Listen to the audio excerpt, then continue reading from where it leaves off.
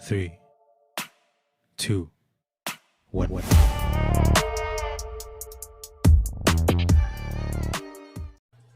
Hey, welcome back everybody. It's D with these tackle box, and I got you over here today at my shop once again. We are going to be talking a little bit about the reference material that we use to help us build such an extensive collection of different dates and color codes and rarities and things like that, but at the same time to help us identify a lot of the lures that we do find.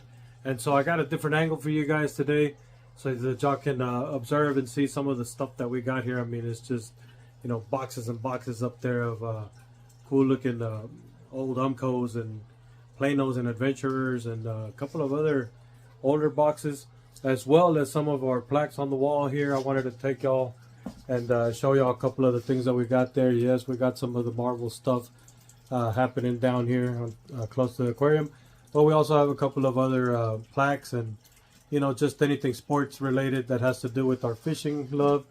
We always seek out old lids and stuff like that for us. Rebel right there. There's a couple of Bass Pro.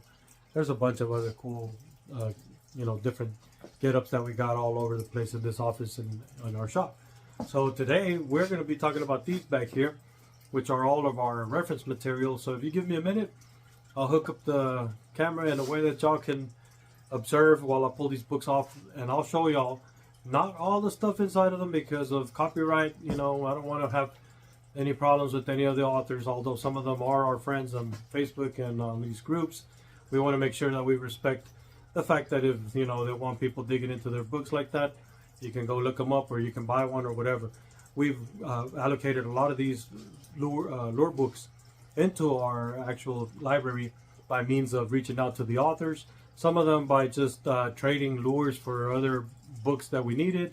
So regardless of the way we got them, I recommend that you guys take a look at the titles and things like that, and we'll show y'all what we got, and you can add to yours if you don't have those, or if you feel like, you know, you want to start your collection of palpable books.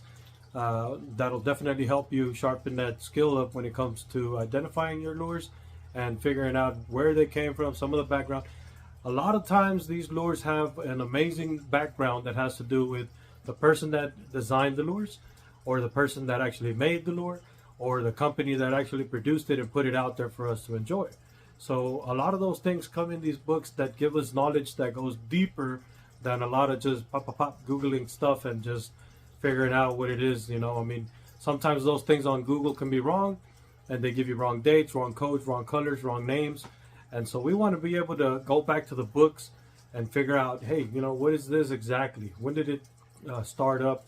Who was the one that created it? Who designed the lure, you know, or rod or reel or whatever?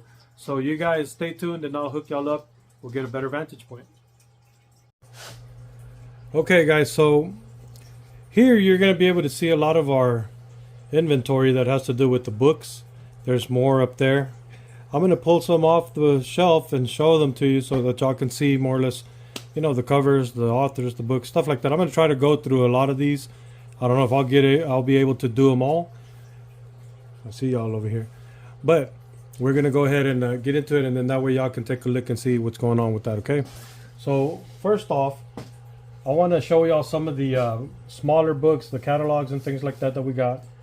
And so something like this here, if you notice, it has to do with man's lures, the fishing, man's lure. And so back in the days, I guess these came out.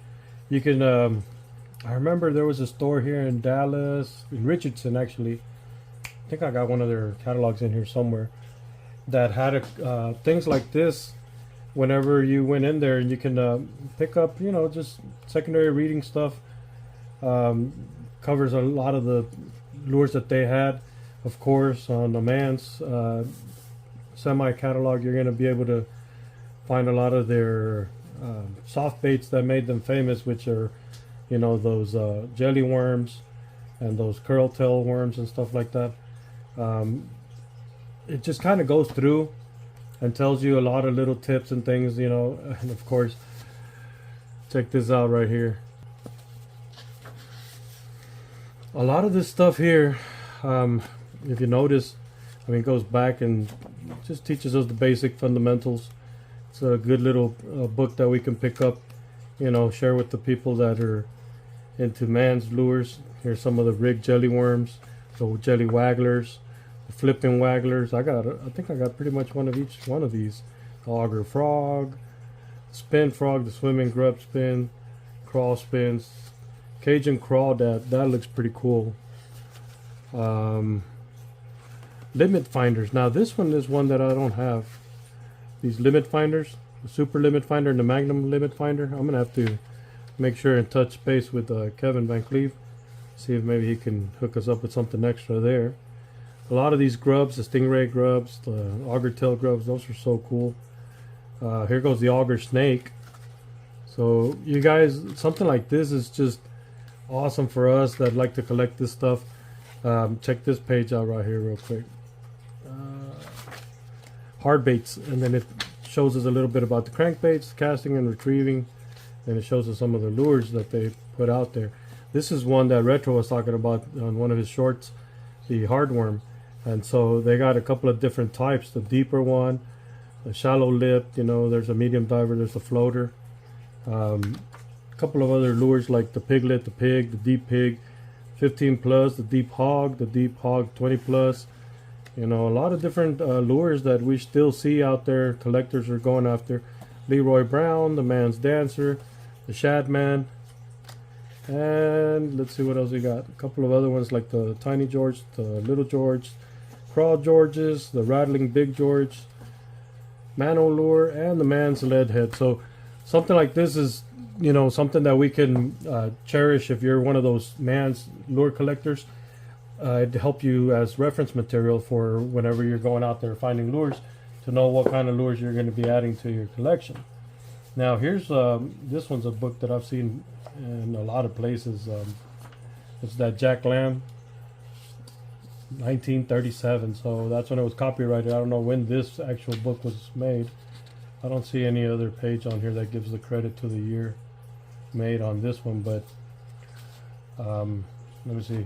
This one's a nice little read. I mean, I have 3 or 4 of these. I think my boy's got one in his room, and then I have one in the truck. Here's another one by Tom Mann with Tom Carter, and this one has a little bit to do with, you know, the story of fishing that has the viewpoint of Mr. Mann, and, you know, a lot of the stuff that he was doing and thinking for the way that he put that stuff to work. If you look at the glossary, the index here, and I know some of y'all got this book because I've seen y'all talking about it on, I think it was on our Instagram or something. Where is it at? Well, right here he explains a bunch of the fishing stuff and the ways to use his lures and all that. That's another good one to help with the Tom Mann stuff. What is this here? One of our friends hooked us up with a bunch of material. Just, you know, this was from Carl Lucky. And on that note, I have a bunch of his books up here. I'll show y'all in a minute. I'm going to save that for in a little bit. We have another guy that hooked us up with one of his books, is John Ekberg, and that's the Mud Daddy Chronicles, Raging Bass, Mystic Muskie, and Twinkie Tiramisu. May you read much and remember it all. Tight lines. So a lot of different, you know, stories and compilation of viewpoints from 3 different guys doing their thing when it comes to fishing. I'm going to show you all a couple of the reference books that I really use for the lures. This right here is one of the first ones that we're talking about, is Mr. Sam Van Camp. And so he put his work into this one, and I've talked about this one before in our Jitterbug videos. And this is an amazing reference for everything that has to do with the jitterbugs. Well, as far as all the way up to, what was it? The Japan, I think. Some of the Japan version jitterbugs and stuff like that are covered on here. Other than that, there's a lot more work to be done on the jitterbugs.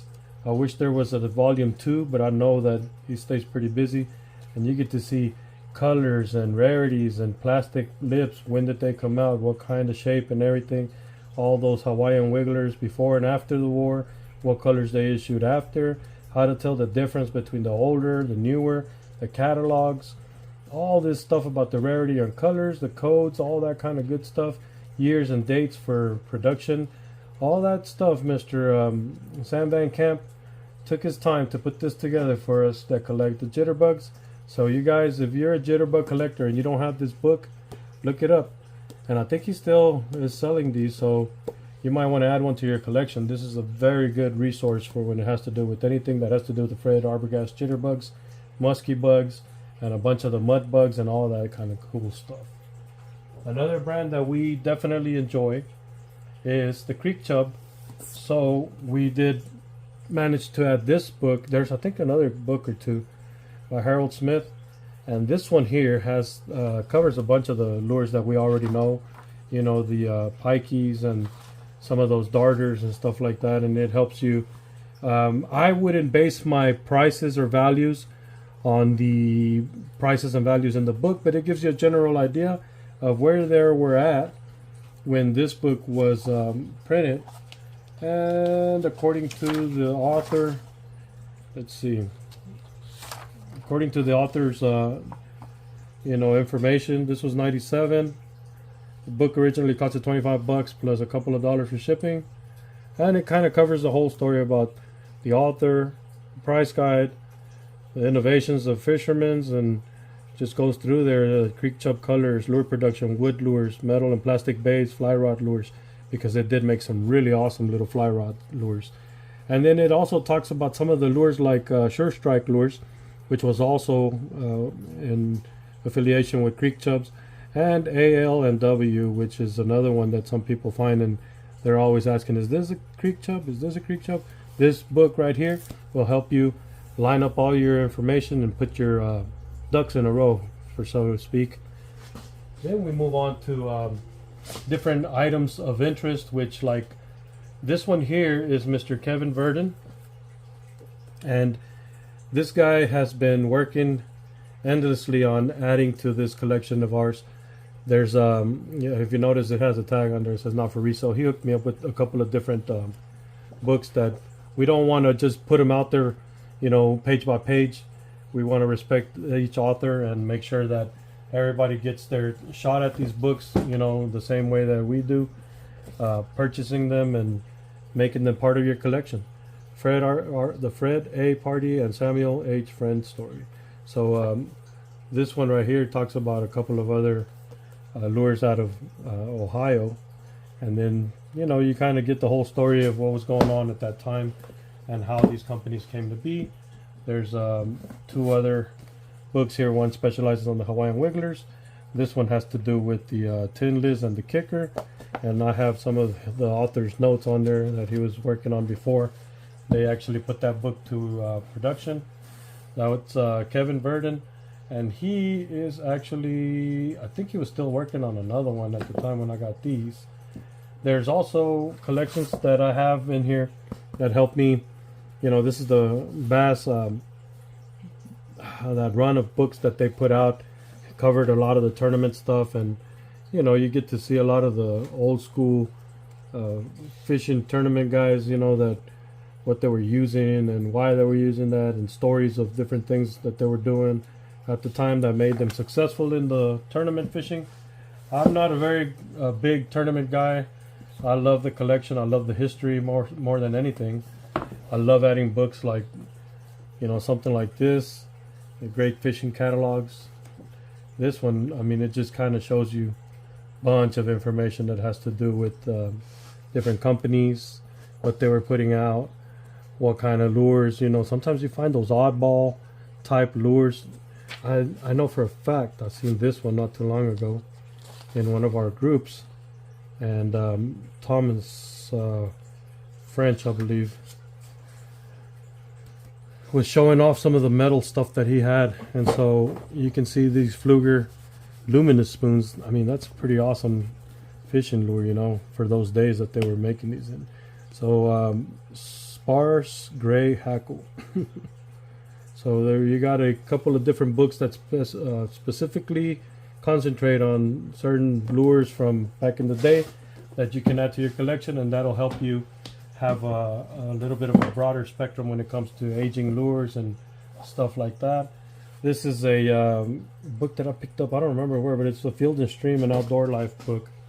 And it just has a couple of different things in here that have to do with magazine covers and magazine insides. A lot of sections and things for lures. I mean, it's got some really awesome stuff in here. Like, look at this Weber one right here. Bob Becker Sensational Pop and Wiggle. It's a pretty cool lure. And so these books like these are just, you know, for referencing and for finding different odds and ends that, you know, you pick up sometimes certain things, and you'll go through these books and you'll find information about them, like, you know, 1940s National Fish Contest, both first and second prize winning walleye were caught on a Heddon River run. And so it shows you, you know, kind of like the colors that they have and stuff like that. Let me show you a different one here. So we have covered that. This one here, Rome, New York, the peppers. Some of the guys that I know collect these lures specifically.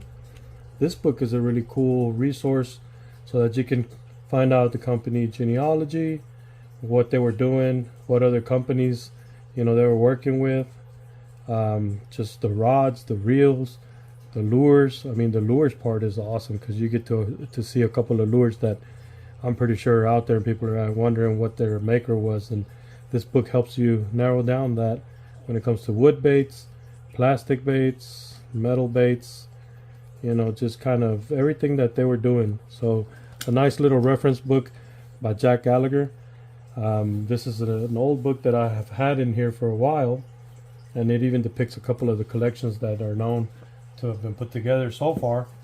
We have a couple of other books that have to do with specific makers, like Garcia.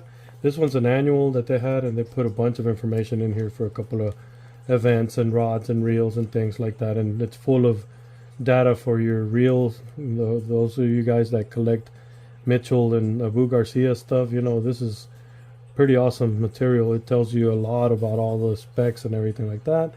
You can take a look at something like this and figure out what you have quickly when you know the name that's printed on those labels on your reel. We have let's see, Made in Michigan Fishing Lures. So this is a nice one by George Ritchie, and this one has a this one's actually signed, I believe. Yeah, George Ritchie, and it actually has a lot of information that has to do with a lot of the lures that were made in Michigan. And so there's this volume 2, so I'm assuming there's another book. I don't think I have it here on my stash, but I mean, you can go through here and just find some really cool lures that if actually look, here's one that I just saw. This one here in the middle looks like one that I have that's made from out here in Texas, but this is a Jim Dandy. And so a lot of these lures here, man, you go through this stuff and you just put the names to some of the lures that you might have sitting somewhere that you didn't know that's what it was. So that's Made in Michigan lures. Then we have, let's see what else we got here. Stuff like this, the Bass Fisherman Bible. You know, there's no one complete book, I don't think, but when you accumulate a bunch of different kinds of books that teach you all the old stuff about techniques and lures and companies and history, all that kind of stuff, they come in handy when you put them all together and sit here and sometimes, you know, go through these books, figure out different things that you didn't know about different companies. We even have something like this where it shows you a little bit more about the modern lures collectibles. This is volume 5, and I know I have some other ones, man. I got some in some other boxes up there, but this is one of the ones that I keep here because since it's volume number 5 and it has a lot of detailed pictures of all kinds of companies, I mean, you can literally stop at each page and there's something there that, oh, that's what that is, you know. So I always recommend, see, stuff like these too. Lucky Strike, I mean, you go through there and these look like Heddon River runs, but this will help you, you know, kind of itemize things and put names to lures. And here we talk about the hardworm a while ago, and here's a bunch of catalog pictures with different colors and stuff like that. All this information helps you to ID a lot of the lures. and place a ballpark value. I'm not going to say none of these books are going to help you price all your inventory that you have, but a lot of these lure books will help you figure out what they were going for at this time, and you can, you know, kind of take your information and go through it and figure out what you want for your stuff. Or if you're not selling it, at least to put a value, a ballpark value on your collection, so you know what you have sitting there on your shelves or in the displays. This one here has a bunch of different history of collectible fishing gear. Let's see what else we got here that I can share with you guys. We have this one. Which one is this one? Roland Martin. Yeah, I'm using that Zara Spook. So there you go, man. You know that Zara Spook's always doing something good. But he's got, you know, a bunch of lessons on here that you can take and make your own. How to identify certain species and techniques for that kind of stuff, and using old lures, new gear, all that good stuff. Mr. Roland Martin, we got that one in our collection too. Let's move up to the top shelf, because man, I could keep y'all here all day and for hours if we did this just straight up book by book by book and go through all the information on there. And look at my bullets. Now up here at the top, let me see what books we got up here. We got a couple of really cool stuff in here. So the Bagley Tale, More Than a Fish Story. This is one that came to me from another collector. We traded some information and books and stuff, and I got this to add to my collection of books that I didn't have. And it just pretty much breaks down a couple of the things that Bagley was doing. And you know, it's not a lot of the whole lure thing, but it does have to do with him and his mission in our lure collecting hobby. So I always cherish things like that. Then we did the Michigan made lures. This is an Ohio made fishing lures and tackle. And so you can get in here, and again, it says with collector's price guide. But you know, guys, like I said, I'm never going to be holding one book that tells you all the prices. But look, you can see the table of contents, and it gives you a bunch of names of lures, man. I mean, companies like Beano Lures, that's Mill Run Products, Fred Arbogast, Broadcaster Lure Company, Creme, DeLong Lures, you got Alphas, Grandma Lures, which are something that I just learned about in the muskie groups. A bunch of other cool stuff like Safety Lure Company Inc. You got Snagless Sinkers. Everything that has to do with fishing out of Ohio, a bunch of that stuff comes in here, and you can take a look and just, I mean, you can go through this book and see so much product, man. It's so awesome. And a lot of these I haven't had the pleasure of holding in my hand because, you know, they're just not easy to find Ohio lures in Dallas, Texas. So something like this lets me study some of those lures that I might be missing and keeping an eye out for. Then we have, over here is the one that I was talking about when I told y'all about the Carl Lucky. This is your first edition. This would be your first edition here, and it definitely covers a lot of the lures. You can see a lot of the information in black and white, and specifics, you know, tells you what it is, what colors they were, stuff like that. It's harder to appreciate a book when it doesn't have any color in there, when it has to do with lures, because a lot of the lures depend on the colors for the value purposes, you know. And this one is pretty much volume 2 and has a lot of the same info, a lot of the same stuff. Some of it has been updated in this version. Then we have a, let's see, that was volume 2.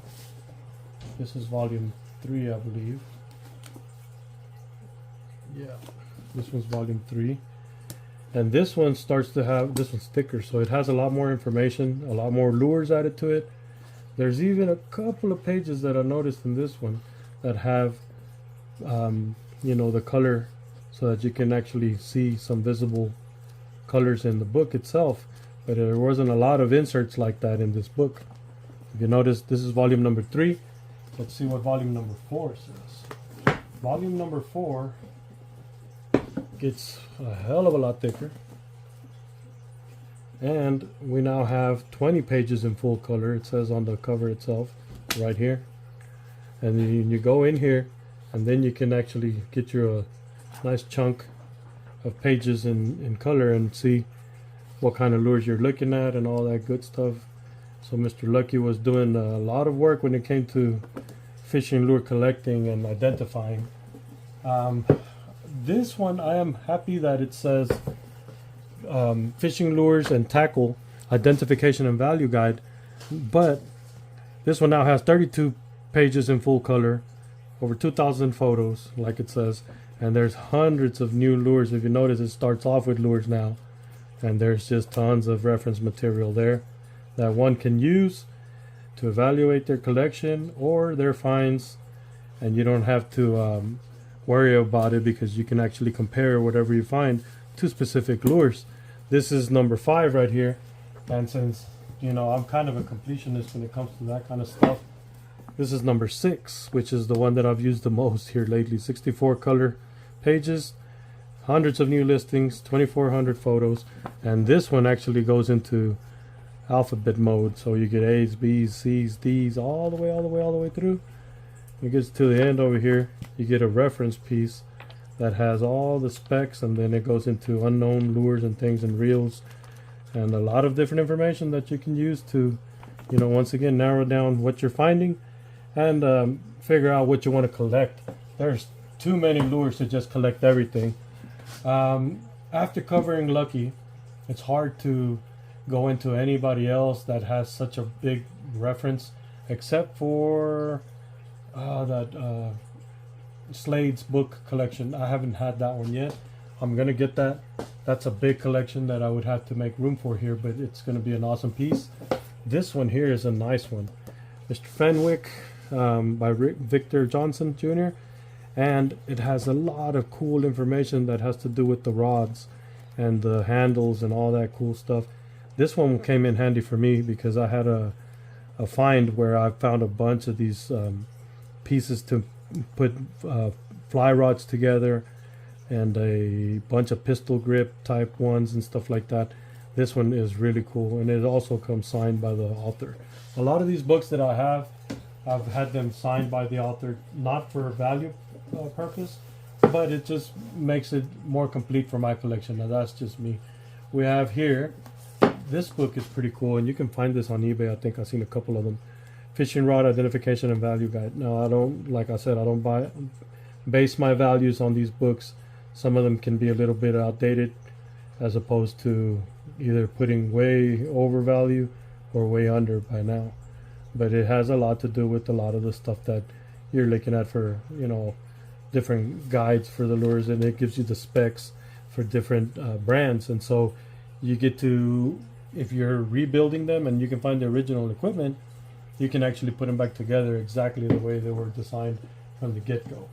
Now I have here, this is a nice little reference piece, because even though I don't sit there and value everything in my collection through books itself and just make sure that everything matches that, I'm very flexible with my values. But this will show you Captain John's Fishing Tackle Price Guide, what sold and for what and for how much. And 2003, that was when everything was doing really well, and it tells you the conditions and the values, the price and the date that he sold them on. So Captain John's, you already know, if y'all are on eBay, he sells a bunch of lures, man, and he's also in the collecting, and so we know that that can be a very good resource for you to see more or less what the lures were doing, you know, at that period of time. I have let me see, Fishing Tackle Antiques and Collectibles, a reference and evaluation of pre-1960 tackle. And so this one also has a lot of pictures, not a lot of color pictures. Well, it does open up and give you like a you know, a 1A, 1B, and then it'll show you what it is and what company. So this one actually you can use if you just find the lure that you're looking for here, and it actually goes, I think, by alphabet as well, because I think it starts like with the A's and then the B's and then the C's like that on each page, and then it goes according to the number and the letter what like let's say this one here, that's a creek chub crawdad that I know, and it's on a 6C. So you come over here to this side and you look for the where's it at? Right here, 6C crawdad number 300, new style, 3/4 ounce, 2 3/4 of an inch, Creek Chub Bait Company, made in 1926. Value $20 to $30. So you're looking at something that gives you an evaluation. This is Mr. Carl White, by the way, and gives you an evaluation, and then you can kind of look and see what years these were made and put a value on your stuff and be flexible about it, because a lot of people you know, they want to price their stuff as at the highest value they see on there, when in reality you got to take into consideration a lot of different things like condition, color, rarity, and market for them. This one here I personally love. I'm not gonna show you every single page, but this one's from a friend of mine in Japan, and Mr. Hamada. This right here has a lot to do with the Japanese collectors, you know, the ones that want to collect the overseas stuff. There's so much really cool lures in there with different colors that we didn't get in our market, but you can find them, put them together. This is a tribute to Heddon. And speaking of Heddons, we are going to go ahead and show you two of our main weapons here. This one right here, the Heddon Legacy, Rob Pavey, Bill Roberts. I know Rob is in our group, so in our Facebook group that has to do with just the Heddon stuff. You can find us under Heddon Only Lures and Gear in Facebook. And this book right here references all the older gear, the wood lures with the glass eyes and things like that, and a lot of the rare stuff. I mean, you can see some amazing pieces here that I've seen in collections that came out of these books from where the pictures were done, or the museum that was holding certain lures. And so this actually helps you put some really cool things together thanks to the work that Mr. Bill Roberts and Rob Pavey did. So guys, if you don't have this book for a Heddon collector, this is a great book. Now, more recent, and to finish off this you know, this whole episode of our library, I wanted to show off one of the latest acquisitions when it comes to reference material, and that is this book right here by Joan Lyons. She was directing the the museum over there in Michigan, the Heddon Museum, and so at that time when she put this together, she was working on that as well.